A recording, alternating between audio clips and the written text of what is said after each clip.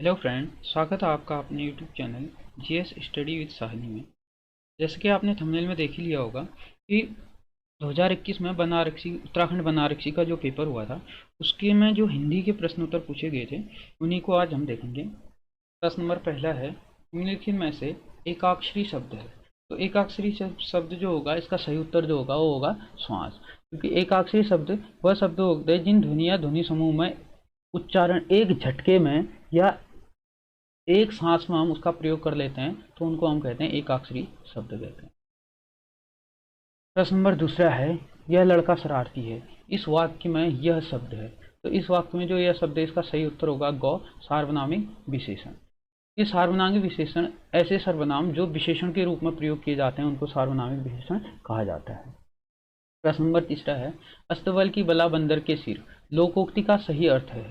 तो इसका जो सही अर्थ होगा वो होगा ऑप्शन ख, किसी का दोष किसी और के सर पर मढ़ा जाना, इसी का क्या होगा सही उत्तर होगा।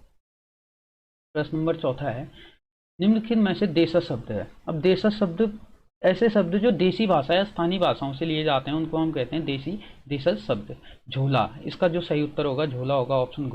और देशज शब्द में जैसे आते हैं लोटा, खिचड़ी, फटफटिया, इस टाइप के जितने भी शब्द होंगे वो हमेशा देशज शब्द कहलाए जाते हैं। फिर आता है, निम्नलिखित में से प्रविशेषण है। प्रविशेषण पहले समझ लेते हैं कि प्रविशेषण क्या होते हैं। तो प्रविशेषण ऐसे विशेषण जो विशेषण की भी विशेषता बताएं, जो विशेषण की भी क्या बताएं विशेषता बताएं, उसे हम कहते हैं प्रविशेषण। तो इसका सही उत्तर होगा ऑप्शन हो अत्यंत। और जैसे इसके लिए एक शब्द बनाते हैं हम, वह अत्यंत प्राक्रमी है। ठीक है, अत्यंत जो प्राक्रमी है उसकी क्या है विशेषता है, लेकिन जो अत्यंत है वो विशेषता की भी विशेषता बता रहा है, तो इसलिए इसका सही उत्तर हो जाएगा अत्यंत। प्रश्न नंबर छठा है, भक्तिन महादेवी वर्मा की किस विधा की रचना है। तो इसका जो सही उत्तर हो जाएगा वो होगा ऑप्शन गो, स्मरणात्मक रेखा चित्र। प्रश्न नंबर 7 है, हिंदी वर्णमाला के अनुसार कौन सा वर्ण पंचमाक्षर है। तो पंचमाक्षर होता क्या है, जो जिस किसी वर्ग का जो पांचवा अक्षर होता है उसको हमेशा पंचमाक्षर कहते हैं। यह हमेशा क्या होता है अनुनासिक होता है। और इसका जो सही उत्तर होगा वह सही उत्तर होगा ऑप्शन को मो, यह प वर्ग का क्या है अक्षर है। फिर है प्रश्न नंबर 8, संसद शब्द में संज्ञा है।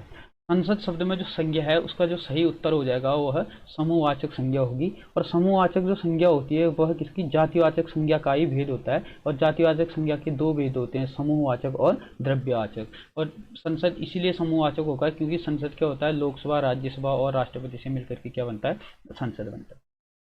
उसी प्रकार से है प्रश्न नंबर 9, निम्नलिखित में से आगत शब्द है। अब आगत शब्द जो होते हैं, जो क्या होते हैं विदेशी भाषा या अन्य भाषाओं से हिंदी भाषा में लिए गए हैं, उनको कहते हैं आगत शब्द। तो इसका जो सही उत्तर होगा वो होगा अखबार, जो कि क्या है अरबी भाषा का शब्द है। तो इसलिए क्या हो जाएगा, इसका जो सही उत्तर हो जाएगा वो हो जाएगा अखबार।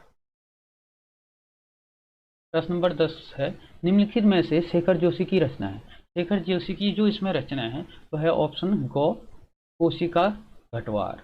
तो कोशिका घटवार शेखर जोशी की है। तो अन्य को भी हम देख लेते हैं। अन्य में है पहाड़, यह पहाड़ जो रचना है यह है मंगलेश डबराल की।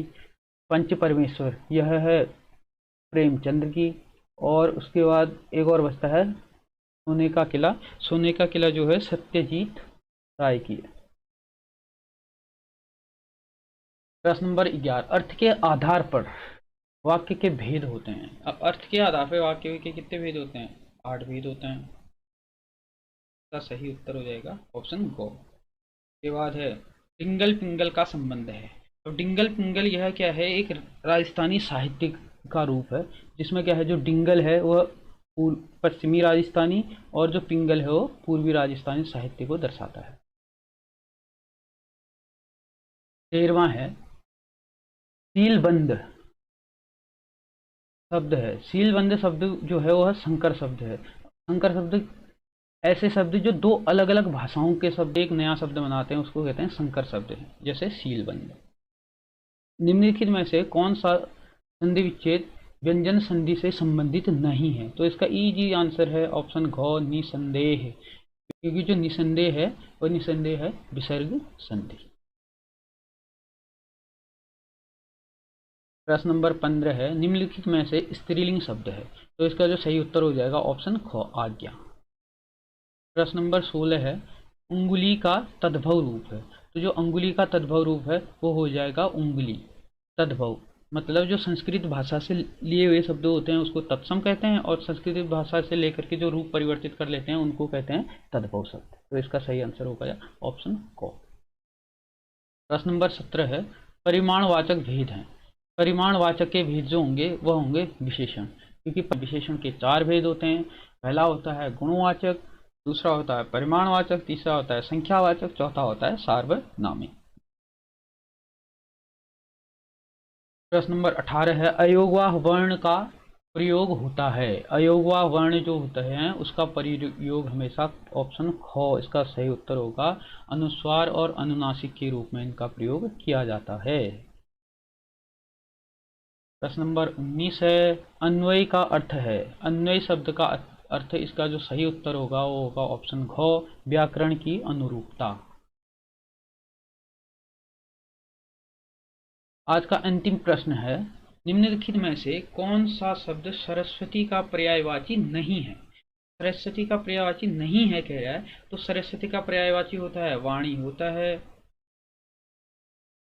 वीणा पाणी भी होता है, शारदा होता है, कमला यह लक्ष्मी का होता है। तो इसका सही उत्तर हो जाएगा ऑप्शन ग कमला। तो इसी प्रकार से हम प्रीवियस ईयर के क्वेश्चनों को देखते रहेंगे।